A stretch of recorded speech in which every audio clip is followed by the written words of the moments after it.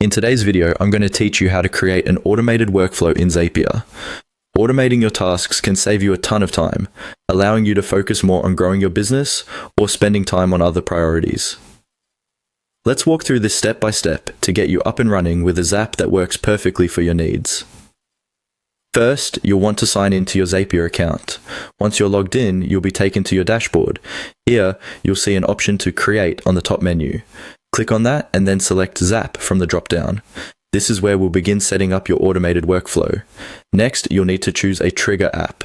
A trigger app is what starts your workflow process. So think about what initiates your specific process. It's crucial to select the right app because this is the foundation of your Zap. After you have chosen your trigger app, select the specific trigger event that you want to initiate the Zap. Each app offers various trigger options, so select the one that fits your needs best. Once selected, you'll be prompted to connect your account.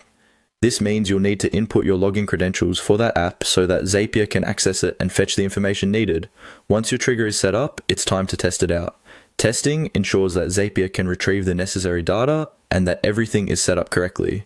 Don't skip this step because it verifies that our starting point is solid.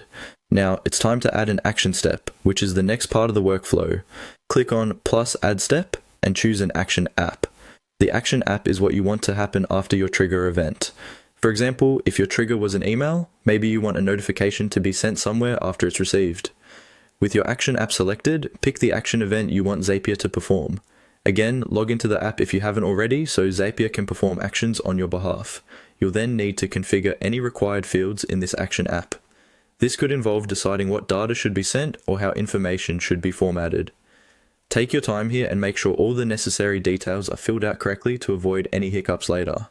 The next crucial step is to test your action. This ensures that everything works the way you expect it to.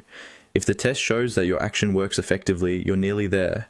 At this point, you might want to add additional elements like actions, filters, paths, or even delays. These extras can help you refine your workflow, making it as tailored and efficient as possible. And that's it. You've just created an automated workflow in Zapier. Remember, you can always go back and adjust settings if your needs change. Automating with Zapier simplifies processes and boosts productivity, and you now have the power to harness that tool. Thanks for joining me and happy automating.